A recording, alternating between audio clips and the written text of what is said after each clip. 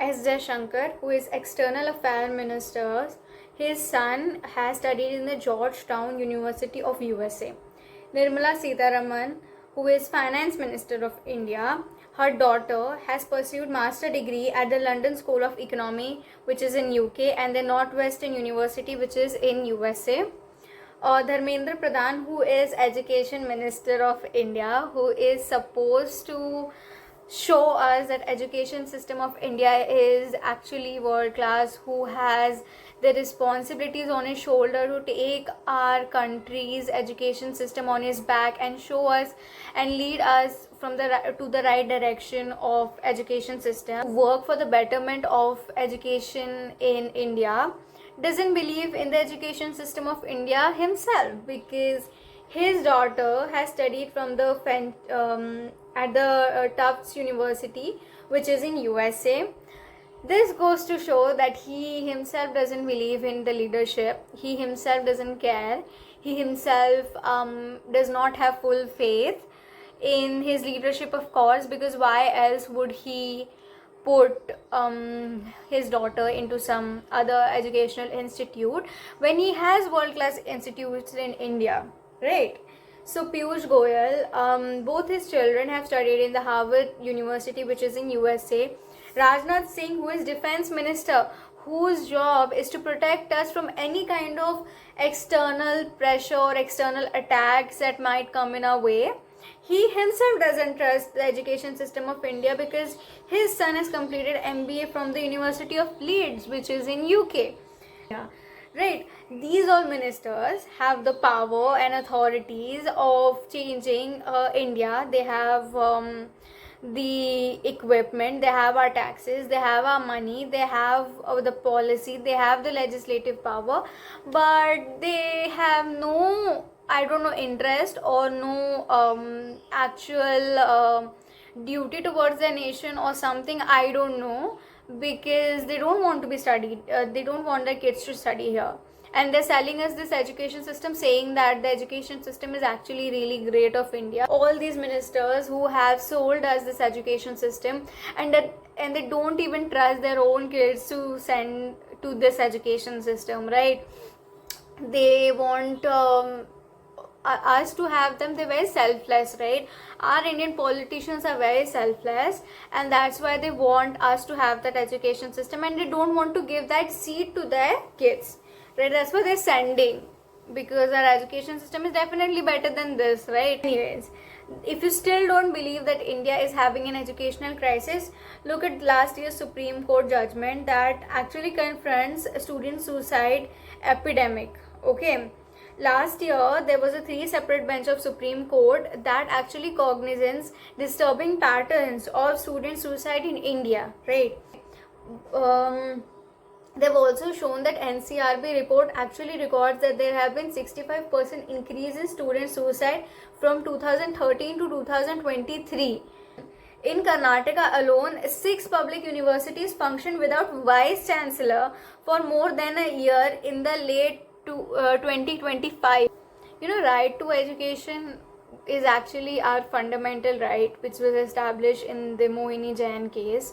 It is supposed to be accessible for all of us, right? It should have accessibility to all the people of India, and I don't understand why these ministers are allowed to send their kids into some other country and not and still be allowed to tell us that, oh, you know, this education system is the best, we are working to make India's education the best, because they themselves don't trust the education system of India. Clearly they don't, and they're selling us this education system. This 45 major paper leaks in last 24 years, 45 major paper leaks, right? And only 2 cases of the paper leaks were resulted into punishment of the officials who have done those leaks, right? Only 2 out of 45, only 2. Okay, and 48 retests have been done in last 10 years. Can you even imagine reading all those over again? You know, competitive exam already takes a lot of toll on us, right? It takes a lot of toll on students, and imagine giving them this pressure again, that you have to give this paper again because of an incompetence of the government and incompetence of these officials, then don't even trust their own kids to send into this institution. They don't even trust the education system enough to send their own kids in this institution. Obviously they don't care. They will just order for a retakes. They don't care that how much toll is it going to take on the kids. In the last 10 years, 94,000 schools government schools have gotten shut down. These government schools sometimes are the only option for the people in poverty. It is really shameful for a country that keeps on making these fake promises about Vishwaguru. Are you thinking about becoming Vishwaguru without working on the education system of India? How are you even thinking without giving the youth the proper education that they deserve, proper facilities that they deserve? You are thinking about making India Vishwaguru. How exactly are you thinking to do that? Indian Constitution mandates education from the years of 8 to 14. This was amended by the National Education Policy of 2020 to years of 3 to 18. But the ground realities are definitely not hitting as they should be hitting. Because I also came across this article by Drishti IAS, which was based on the article on the Hindu in the year 2025. And it actually says that if you actually look at the GDP invested in the education system, it is 3 to 3.5, which the National Education Policy actually recommended the 6% spending on the GDP of education, but we get almost half of that, which is 3%, right? Because of this lesser spending of education, the education system suffers, because there will be a lot of mismanagement, there will be a lot of cutoff in cleanliness and maintenance of those classrooms and washrooms, but obviously we don't care because we'll just send our kids into some other country. And also this Drishti IAS article highlights on the digital divide in education, because as per the Observer's Research Foundation, only 32.4% of India's 1.4 million schools have access to the functional computer. In the digital age, in the age of where we are being promised that we'll be Vishwaguru, we have only 32.4% of this institution have accessible to the computers. In the world of AI, in the world of all these infrastructures, and we can do nothing without our phones and systems, only 32.4% of India's million schools have functional computers.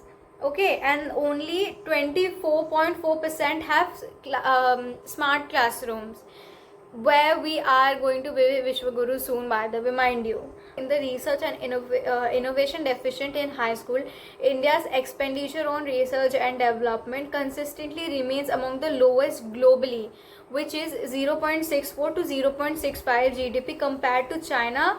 We keep on saying China, and you know how much it spends on research? 2.4% of its total GDP, and the United States spends about 3.5, and Israel spends about 5.7. Can you believe it? India spends 0.64 and 5.7 by Israel. You do the math. Teacher shortage and poor quality, we all know, we all have been called out names by our teachers. None of us have good experiences in our school. I think most people that I meet have had really horrible experience from their schools, because the quality of teachers is poor, really doing a very good job in providing us good teachers as well, right? So what my finding in this whole thing has been that India is actually having a huge educational crisis, and ministers who are responsible for saving us from this educational crisis clearly don't believe in their own leadership, because if they would have not sent their kids to a different country. They would have said that, okay beta, I'll try to make this country better for you, because you have the legislative power, you have the tax, you have every money, you take us money in the name of getting us the better roads, education system, infrastructure and what not. I don't know where the money is going, because clearly education system is clearly suffering. From 0.64 to Israel's 5.7, research is suffering. None of us are having good time in the education system. None of us are actually safe with the competitive exams like JEE and NEET. And if papers like this are getting leaked, and these are the ones we do know about the NEET paper leak. We don't know about other paper leaks that might be happening, and we might not even know, and we might be cursing ourselves that maybe I didn't work hard enough while the system itself was compromised, right? So it goes on us to really look at our education minister and Mr. Dharmendra Pradhan ji, who himself does not have any faith in education system, and the ministers that we chose don't care about us. I understand any other institution not caring about us, but these are the ministers that we chose, and they don't care about us. We give them tax, we give them vote, and they don't care about the system because they are not going to be the ones suffering from it. Their family is not going to be suffering from it. Our family is going to be suffering from it. If government institution gets closed, our family is going to be suffering from it, not theirs. Please choose our leader wisely. We need to choose our leaders wisely, because these are not something that should be acceptable in any countries.